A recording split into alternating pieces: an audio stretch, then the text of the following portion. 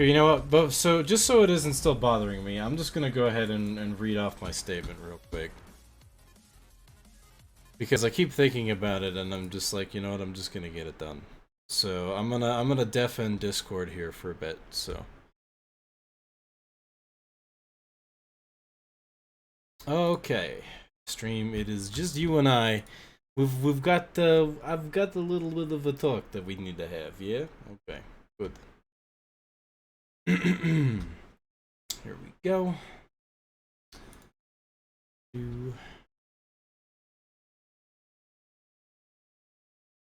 Just need to make sure I can't see chat. We'll just, you know what? Move the statement to the other monitor. That makes more sense. There we go. Okay.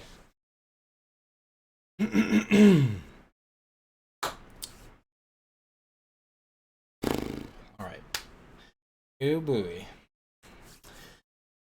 Dear Wargaming. I know, good start, right? When I managed to structured either. I've only got 2 monitors, I usually have 3. Dear Wargaming.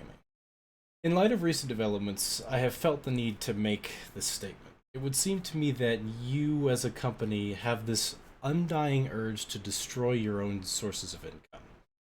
The reason why is utterly and truly beyond me.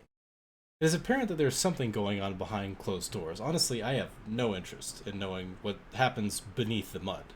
I just enjoy your product to a certain extent in its current state, but that feeling has been degrading consistently for quite some time now.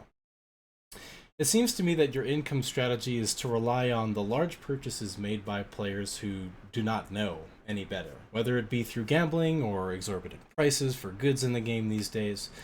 I get that you want to find the highest price possible for the best profit margins, but this tactic is only going to further drive your ship underwater. I'm delivering an important statement, Mom. Gosh. Okay. Thank you for delivering it. Anyway. uh, that's a part of this statement, I guess. I am no economist. I have no business experience. I have never worked with a games developer.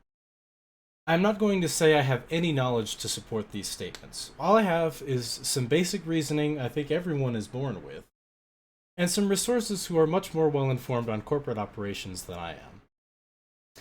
Is it really true that this strategy of milking the few cash cow players is a larger, more reliable, longer lasting business model?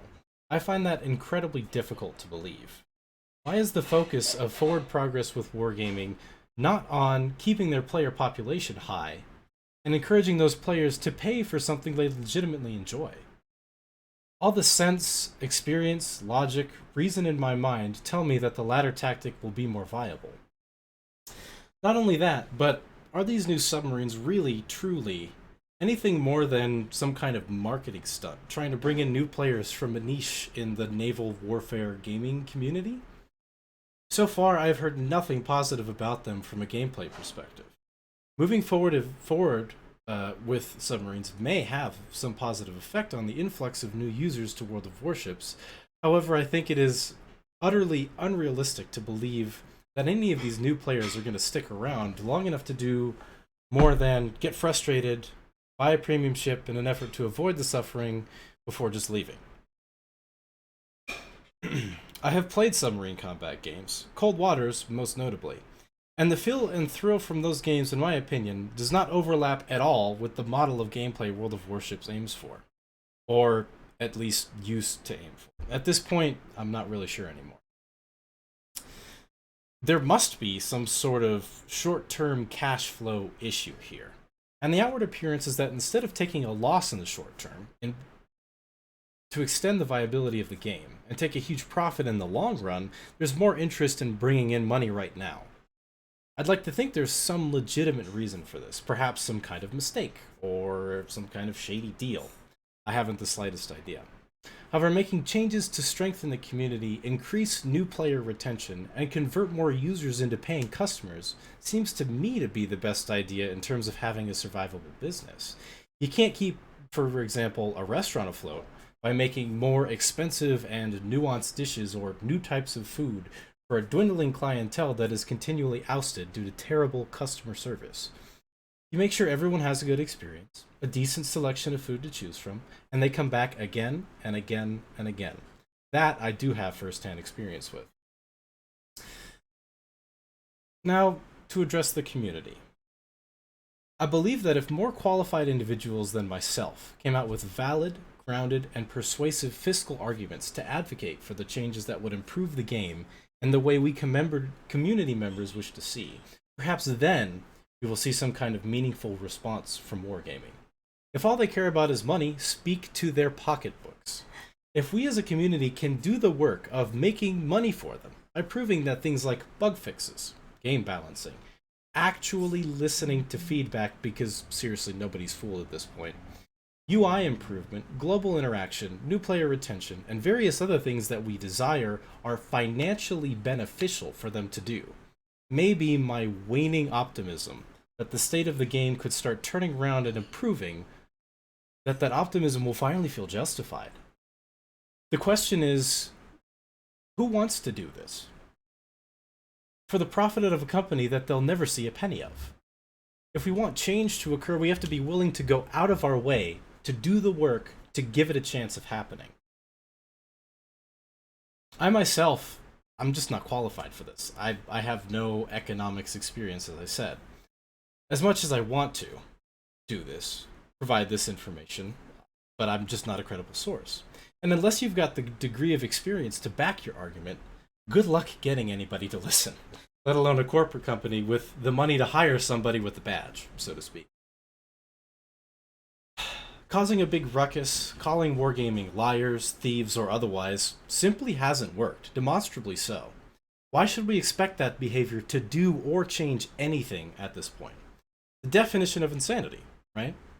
The situation we find ourselves in is a result of, from my perspective, a combination of us as a community expecting something other than profit to be a driving force behind the development of World of Warships, and Wargaming embracing at first long-time investment and development strategies necessary to grow the game, only to throw that idea out the window in the last couple of years. I have no evidence for this, but this is just the impression that I've gotten. If we are to expect Wargaming to change, is it impossible for us to change first? Why don't we change our spending habits, our playing habits? When the community banded together to protest a clan battle season, we saw a demonstrable result. That worked. If it ain't broke, don't fix it, right? For myself, I'm personally questioning whether my path forward in World of Warships, in the community, and as a content creator. How far am I willing to put up with their behavior? I'm getting pretty close to meeting the minimum requirements for the CC program, although this stream is a little later than usual, so viewership is not as high as normal. Is that what I really want, though? Up until yesterday, I'd say the answer was yes. Now, I'm not so sure anymore. For now, still yes, I think. However, I'm sure I'll be branching out a little bit to other things in the near future. More details on that will be to come. Finally, let me just finish this by saying thank you for listening. It is a great privilege to have people like yourself here to listen. I will not be sharing this statement outside of my Twitch stream and a corresponding YouTube video. If you as viewers believe I have the right idea and want to see this statement spread, you have my permission to repost this segment wherever you see fit. Thank you very much for listening, and I will be uploading this again, as I said, to YouTube. But that about does it for my statement as to sort of how I feel about just the state of the game as it is right now and the state of the community as a whole